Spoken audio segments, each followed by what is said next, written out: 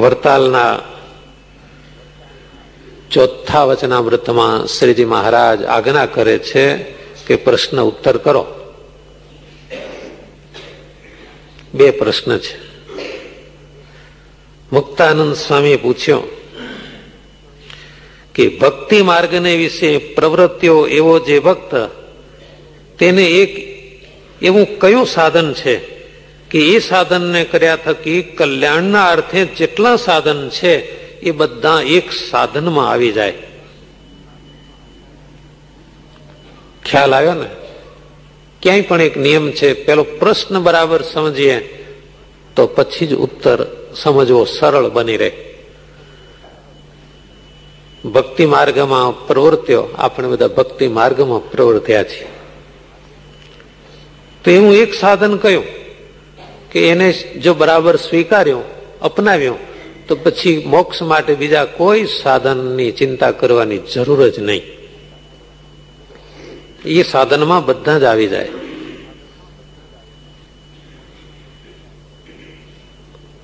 કોઈએ શ્રીજી મહારાજ મુક્તાનંદ સ્વામીના પ્રશ્નનો ઉત્તર ભગવાને તરત જ આપ્યો. 30 લક્ષણે યુક્ત એવા જે સંત પુરાણોમાં, શાસ્ત્રમાં ભગવાનના અને સંતના લક્ષણો કયા છે. અને ભગવાનના લક્ષણો 39, સંતના લક્ષણોમાં આવે છે 30. 30 લક્ષણે યુક્ત એવા જે સંત, તેવા સંતનો સંગ મન, કર્મ, વચને કરીને રાખે તો જેટલા કલ્યાણને અર્થે સાધન છે તેટલા સર્વે તેના સંગમાં આવી જાય છે. સંતના સંગમાં તમામ સાધનોનો સમાવેશ થાય. આપણે હમણાં જ સાંભળ્યો, એવા બીજા કોઈ સાધને કરીને જેવો હું વશ થતો નથી, એવો સત્સંગમાં જ વશ થાઉં છું. અહીં આગળ શ્રીજી મહારાજ સ્વયં કહે છે કે મન, વચન અને કર્મ, સંગ એટલે કે પ્રસંગ 3 રીતે થાય. મનથી થાય, વચનથી થાય અને કર્મથી થાય. કઈ રીતે સત્સંગ 3 રીતે થાય વિચારજો. ઘણી વાર આપણે સભામાં બેઠા હોઈએ, બીજે દિવસે સંત પૂછે કાલે શું સાંભળ્યું તું? હવે એ તો ક્યાં યાદ રાખીએ, બોલો. તમે આ કેસેટ ઉતારો છો તો પૂરી થઈ જાય ત્યારે આપજો, રાખી લઈશું.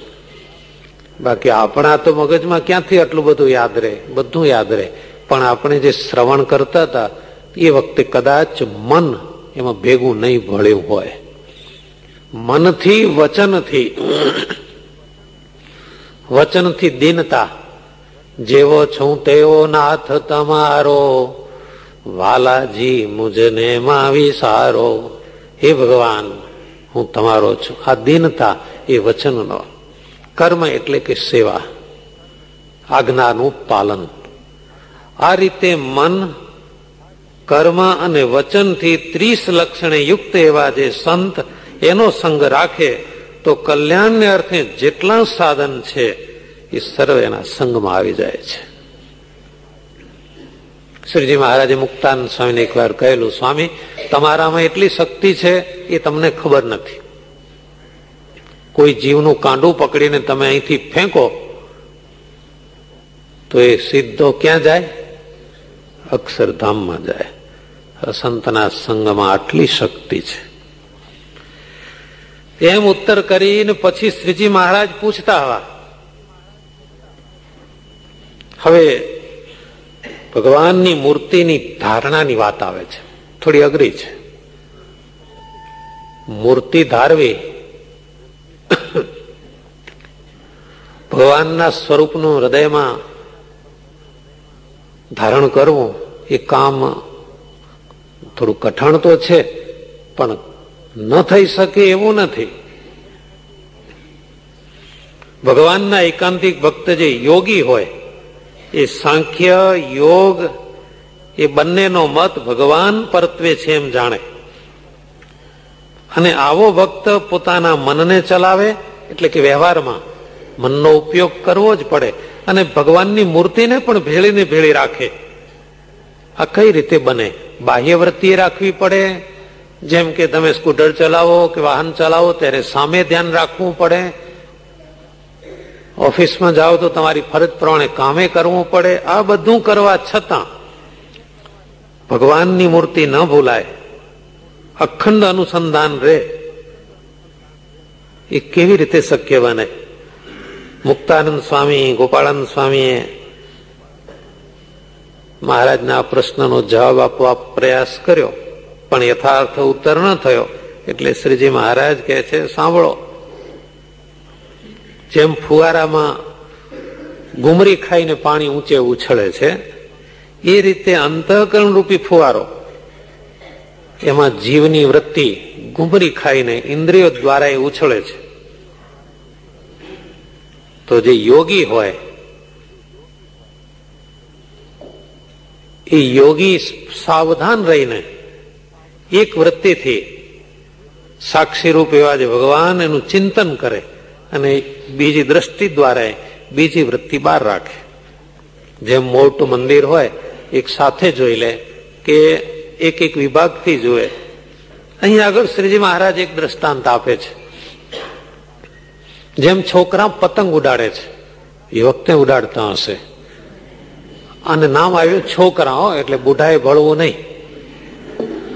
છોકરા પતંગ ઉડાડે છે, તે મૂર્તિ રૂપી પતંગ, ભગવાનની મૂર્તિ રૂપી પતંગ અને વૃત્તિ રૂપી દોરી. જો દોરી તૂટી જાય તો પતંગ ક્યાં જાય?